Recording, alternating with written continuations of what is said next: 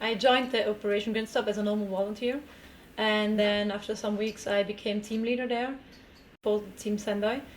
On the 30th of August, I got a call from my team members, which called me at about 5 o'clock in the evening, and they said to me that definitely there was a grind going on. So I decided to call everyone of our team all over the island to go to this beach and to run there as fast as possible to do something. We drove very fast to the beach. As we parked our car, there was no police, no barriers yet, so we ran very fast as possible to the beach. We had our cameras and our poles, and we decided how we should run into the water and from which side. We took them into the water and we created a very big sound, because sounds in the water, they create a kind of wall for the whales, and we tried to change the directions of the whales. So the whales will not swim through this wall. We didn't stop hoping that we can do something.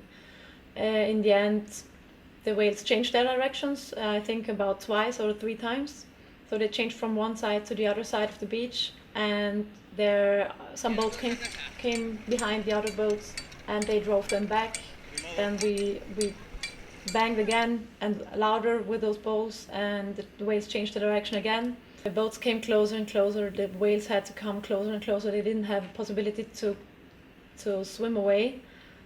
In the end, we couldn't stop it, because behind those whales have been about 10 or 12 boats, and it was too loud from the other side. We had a lot of people screaming, yelling. Helicopters have been there, so it was a big sound.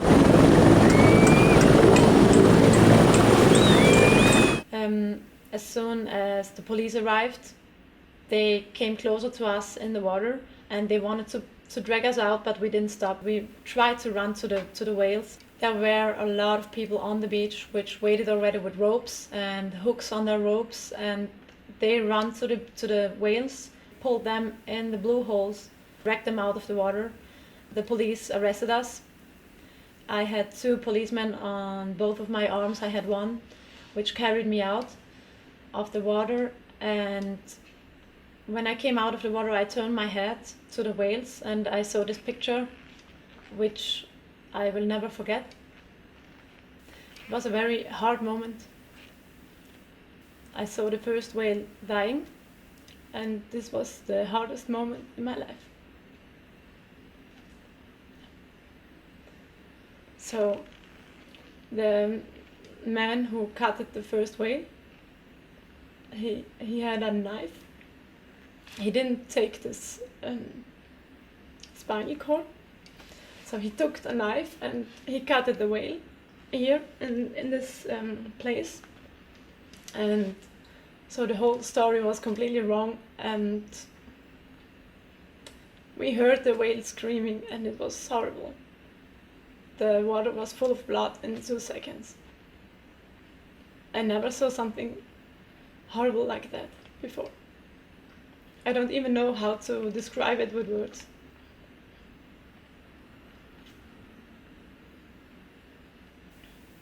Yeah, I can remember the first 3-4 days I didn't sleep at all.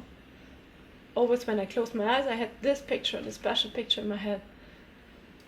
And I cannot imagine how people can show their kids and do that in front of their kids. So the kids were watching, the kids were having fun next to those whales. It was like a party, but next to them some of the most beautiful creatures I ever saw in my life have to die. And you hear them screaming, you hear them, you saw that they feel and they see and they smell the blood of their own family. A man on this boat pointed a gun on me and on a friend of mine.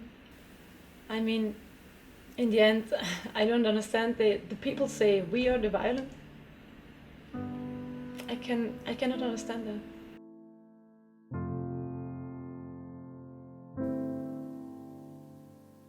In the end, I'm sure that we've done our best and we tried everything to save those lives. We stand our ground, and it doesn't matter how much we have to give for.